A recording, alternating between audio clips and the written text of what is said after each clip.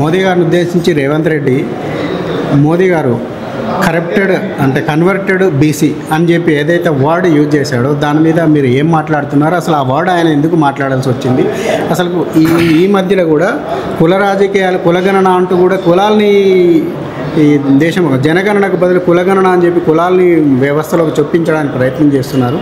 దీన్ని మీరు ఏ విధంగా మాట్లాడుతారు? ముందు నేను రేవంత్ రెడ్డికి మైండ్ దొబ్బిందంట, లేదా ఇంకా అప్పుడప్పుడు మన ఇదివరకు గతంలో పాపం మాజీ ముఖ్యమంత్రి అనుకునేది, కానీ ఇప్పుడు కూడా ఈయన మరి వెనకటికి తెలుగులో పద్యం ఉంది తెనాలి రామకృష్ణుడిది, తురకల్ సంజాతుల గుడి కళ్ళు సైకొన్నావా అని ఒక పద్యం ఉంది ఆవిడ వెనకటి. మొత్తం మాట బాగుండదు, ఆయనకు గౌరవప్రదం అనిపించుకోదు. కానీ బట్ మామూలు నార్మల్ స్టేట్లో అయితే ఇట్లాంటి మాటలు మాట్లాడాడు. ఎందుకంటే ముఖ్యమంత్రి స్థాయికి అది సరిపోదు, ముఖ్యమంత్రి స్థాయిలో మాట్లాడాల్సిన మాటలు కాదు అవి. ఒక రకంగా అంటే సైకియాట్రిస్ట్కి అర్జెంటుగా అంటే మెంటల్ హాస్పిటల్లో అర్జెంటుగా ఎరగడ చూపించుకోవాల్సిన స్థాయికి వచ్చిందేమో అనిపించింది నాకు. కన్వర్టెడ్ బీసీ ఎట్లుంటాడో నాకు తెలియదు.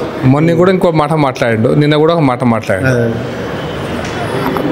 మాట్లాడడమే కాదు, పచ్చి అబద్ధాలు కూడా మాట్లాడుతుండు. అబద్ధాలు మాట్లాడుతుండే అనుకుని తెలియక మాట్లాడుతున్నా అనుకుంటా, లేదా మైండ్ ఎక్కడన్నా కొంచెం అటు ఇటు షేకింగ్లో మాట్లాడుతున్నాయి అనుకుంటున్నా. నార్మల్ మాటలు కాదు. అదే కన్వర్టెడ్ క్రిస్టియన్, కన్వర్టెడ్ ముస్లిం ఉంటారు, కన్వర్టెడ్ బీసీ ఏందని 2001లో మోడీ గారు ముఖ్యమంత్రి అయిన తర్వాత ఆయన కులాన్ని చేర్చుకున్నాడు అన్నాడు. అదే పెద్ద అబద్ధం. అంటే ఇక అర్థమైపోయి ఉంటుంది ఆయన మెంటల్ స్టేటస్ ఎట్లుంది ముఖ్యమంత్రి గారిది అనేది అర్థమైపోయి ఉంటుంది. ఆయన మెంటల్ స్టేటస్ నార్మల్ స్టేటస్లో లేడనేది పక్కా. అది కనుక అనుకుంటే ఆయన ముఖ్యమంత్రి కొనసాగడానికి కూడా అర్హుడో కాదో ప్రజలు నిర్ణయిస్తారు. నేను కూడా అయితే పక్కా అర్హుడు కాదు అనుకుంటున్నా. 1994లో మొదటిసారిగా కాంగ్రెస్ ముఖ్యమంత్రి గుజరాత్లో ఉన్నప్పుడు ఈ కమ్యూనిటీని బీసీకి తీసుకొచ్చారు. 1999లో కేంద్ర ఓబీసీ లిస్టులోకి అప్పుడు మోడీ గారు ముఖ్యమంత్రి కాదు, కనీసం ఎలక్షన్ రాజకీయాలు లేడు. మరి ఈయనకి ఎట్లా కలబడ్డారో ఏమైందో నాకు తెలియదు. ఇది మొదటి అంశం. రెండో అంశం ఏంటంటే అసలు బీసీ కమ్యూనిటీని రిజర్వేషన్స్ ఇవ్వాలి అనేటువంటి కాన్సెప్ట్లో కూడా రిజర్వేషన్స్ దేశం మొత్తం మీద కూడా, ఉదాహరణకి తెలంగాణ చరిత్రను తీసుకుందాం. 72 దాకా బీసీ రిజర్వేషన్స్ లేవు. అంటే 72 తర్వాత వాళ్ళందరూ బీసీ అనే పదాన్ని కన్వర్ట్ అయిపోయినారా? అది ఏ కులమన్నా తీసుకోండి, తెలంగాణలో ఉన్న అన్ని బీసీ, ఈరోజు బీసీ కులాలు అన్నీ కూడా 72 కంటే ముందు అన్ని ఓసీ కులాలే కదా. మళ్ళీ మరి కన్వర్ట్ అయిపోయినా వాళ్ళందరూ. గౌడు, యాదవ్, మున్నూరు కప్పు, ముదిరాజు, చాకలి, కమ్మరి, కుమ్మరి, వడ్రంగి అన్ని కులాలు కూడా అంటే 72లో కన్వర్ట్ అయిపోయినాయి ఇవన్నీ కూడా బీసీ అనే కులానికి. అందుకోసమనే ఆ పదాన్ని ఉపయోగిస్తున్నప్పుడు మైండ్ దొబ్బింది. బట్ నాకు ఒకటి అర్థమైంది ఏంటంటే అధికారాన్ని కాపాడుకోవడానికి, తన అధికారాన్ని నిలబెట్టుకోవడానికి, అధికార లాలసతోటి రాహుల్ గాంధీ ఏం చెప్తే అది చేస్తున్నట్టుంటే రాహుల్ గాంధీ చేతిలో కీలు బొమ్మ అని నాకు అర్థమైంది. ఎందుకంటే నిన్న ముఖ్యమంత్రి గారి స్టేట్మెంట్ కూడా నేనే చివరి రెడ్డి ముఖ్యమంత్రి అంటున్నారు కొంతమంది, అయితే కానీ కాక నేను బీసీ కులగణన చేస్తున్నాడు. ఇదే మాటలు రాహుల్ గాంధీ భారత పార్లమెంట్లో కూడా మాట్లాడాడు, తెరపిచ్చిలేసి. నేను పదం ఉపయోగిస్తాను, కొంచెం మైండ్ దుబ్బే మాట్లాడాడు. నన్ను అంటే అన్నారు, లాస్ట్ 6 నెలల కింద భారత పార్లమెంటులో చెప్పినాడు కదా ఆయన, కుల కర్ణుడు అభిమన్యుడి చక్రవ్యూహం అని ఒక 20 సార్లు మాట్లాడినాడు. నిన్న చైనా మాట్లాడినట్టుగా, మొన్న పార్లమెంట్ చైనా మాట్లాడాడు. ఆ చక్రవ్యూహం గురించి మాట్లాడినప్పుడు చక్రవ్యూహంలో ఎవరెవరు ఉన్నారు, దుర్యోధనుడు ఎవరు, దుశ్శాసనుడు ఎవరు, ద్రోణుడు ఎవరు, కర్ణుడు ఎవరు తెలియకుండా మాట్లాడాడు. దాన్ని రెక్టిఫై చేస్తూ మాట్లాడుతుంటే నన్ను తిట్టండి, కానీ నేను బీసీ కులగణన చేస్తాను, నేను ఎంత తిట్టండి అన్నాడు. తెలివి తక్కువ ఆకలి ఎక్కువ కేసు ఏంటంటే బీసీ దేశం మొత్తం మీద బీసీలందరూ ఒక్క కులంలో లేరు, ఒక్కొక్క రాష్ట్రానికి ఒక కేటగిరీ ఉందన్న కనీస పరిజ్ఞానం లేనటువంటి ఒక మూర్ఖుడు రాహుల్ గాంధీ. ఆ మూర్ఖుడు చెప్తే ఇంటున్నటువంటి ఇంకో పిచ్చోడు రేవంత్ రెడ్డి అంటున్నాను. నేను అంతకంటే పెద్ద పదాలు ఏం లేవు. రాహుల్ గాంధీ మూర్ఖుడు, ఆయా మూర్ఖుడు చెప్పిన మాటలు వింటున్నాడో పిచ్చోడు. ఇక మరి పదవి కాపాడుకోవడం కోసం పాపం ఏం చేయమంటాం, పదవి కాపాడుకోవడం రాక వచ్చిన పదవి, ముఖ్యమంత్రి పదవి, ఇది కానీ కాపాడుకోవడం కోసం పడుతున్న పాటలుగా నేను భావిస్తా. తెలంగాణ రాష్ట్రంలో 72 తర్వాతనే బీసీ రిజర్వేషన్లు వచ్చినాయి. కనీసం జ్ఞానం ఉండాలి. వచ్చినప్పుడు 93 కులాలే ఉన్నాయి, ఇప్పుడు 170 కులాల పైన ఉన్నాయి. ఇప్పుడు మరి అప్పుడు మిగతా 70 కులాలతో కన్వర్టెడ్ బీసీలు వాళ్ళంటారు ఇప్పుడు ఆయన మాటల ప్రకారం కన్వర్టెడ్. అంటే అందుకోసమనే మైండ్ దొబ్బి మాట్లాడుతున్నాను అంటున్నా.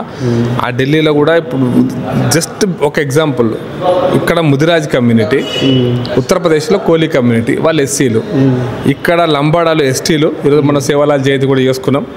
లంబడాలకు ఆరాధ్యంగా ఉండేవాళ్ళు, ఇక లంబడాలు ఎస్టీలు, ఒక దగ్గర ఎస్సీలు, ఇంకో దగ్గర బీసీలు, ఇంకో దగ్గర రాజస్థాన్లో వాళ్ళు ఓసీ రాజపూతులు.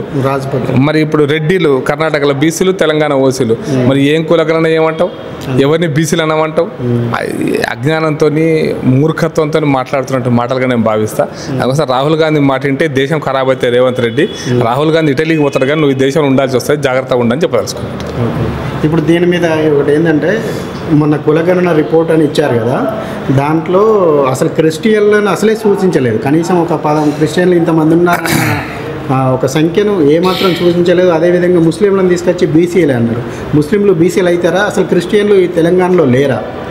అంటే మీరు మీడియా కూడా ఎందుకట్లా చెప్తుందో నాకు అర్థం కాలే. కానీ మొన్న ఆయన చేసిన సర్వే కులగణన కాదు, మొన్న ఆయన చేసిన ఇంటింటి కుటుంబ సమగ్ర సర్వే, సామాజిక ఆర్థిక అనేక అంశాలు పెట్టి చేసిండు. దాంట్లో ఎస్సీ నుంచి కన్వర్ట్ అయిన క్రిస్టియన్ అందరూ బీసీ గ్రూపు, మిగిలిందరూ ఓసీలే కదా. ఇక ఎస్సీ నుంచి కన్వర్ట్ అయినటువంటి క్రిస్టియన్స్ బీసీ గ్రూపు, మిగతాదంతా ఓసీలే. ముస్లింలకు ఈ తెలంగాణ రాష్ట్రంలో అప్పుడు రాజశేఖర రెడ్డి, ఇప్పుడు మొన్న కేసీఆర్, ఇప్పుడు రేవంత్ రెడ్డి ఒక 10.5 ఒక 14 కులాలను వాళ్ళు బీసీ కింద, 14 కేటగిరీస్ ఆఫ్ కులాలను బీసీ కింద కన్వర్ట్ చేసుకున్నారు. కాబట్టి 10% బీసీ ముస్లింలు అన్నాడు, 3% 2% ఓసీ ముస్లింలు అన్నాడు. కాబట్టి దాంట్లో అసలు పోతనే లేను. నువ్వు చేసిన ఏదో సర్వే ఉందో అది కులగణన కాదు, కుటుంబ ఇంటింటి సర్వే. ఇంతకుముందు కేసీఆర్ చేసిండు, ఇప్పుడు చేసిండు. ఇప్పుడు నువ్వు కులగణన కనుక చేసింటే తెలంగాణ రాష్ట్రంలో పద్మశాలి ఎంత, లేకపోతే కుమ్మరి ఎంత, కమ్మరి ఎంత, వడ్రంగి ఎంత, ముదిరాజ్ ఎంత, మున్నూరు కాపు ఎంత, ఏబీసీ చాతా శ్రీవాస్తవులు ఎంత, వడ్డర్ ఎంత, బేగర్ ఎంత, ఈ లిస్టు తీయాల్సిందే ఆ కులగణనతోటి. అది బయట చెప్పకుండా నేను కులగణన చేసినట్టే అది పచ్చి ఫార్స్, అది ఒక అబద్ధం.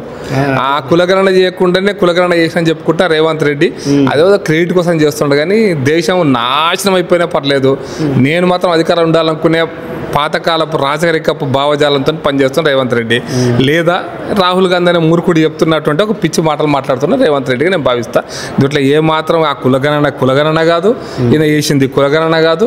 ఇప్పుడు ఇస్తున్నారు మాట్లాడుతున్నాయని పచ్చి అబద్ధాలు. మోడీ గురించి మాట్లాడుతున్నప్పుడు ఏంటంటే ఇంకోటి ఏంటంటే ఇష్యూస్ డైవర్ట్ చేయడానికి కూడా అప్పుడప్పుడు రేవంత్ రెడ్డి మనం రియాక్ట్ కావాలని మాట్లాడుతుంటాడు. కాబట్టి ఆ ఇష్యూ డైవర్షన్ టాక్టిక్స్లో ఇది ఒక మాట మాట్లాడాడు. ఈ ఎన్నికల కంటే ముందు రాహుల్ గాంధీ చెప్పిండని అన్ని ఇచ్చేసిండు. ఇది ఇస్తా, అది ఏది ఇయ్యందని నేను అడిగిందే ఇచ్చుకుంటా పోతాన్నాడు. ఏది ఇవ్వలేని పరిస్థితి, ప్రజలు కొడతాటుంది, నిన్నమాట ఇట్టడిగా కొడతారు. కాబట్టి ఆ భయానికి ఇటువంటి మాటలు డైవర్షన్ టాక్టిక్స్ ఉన్నాయి. కాబట్టి దాని గురించి పట్టించుకోవడం అనవసరం. ప్రజలు చెప్పేటప్పుడు చెప్తారు, కాలం వచ్చినప్పుడు ప్రజలు ఖచ్చితంగా రేవంత్ రెడ్డికి ఎక్కడ బుద్ధి చెప్పాలో అక్కడ బుద్ధి చెప్తారు.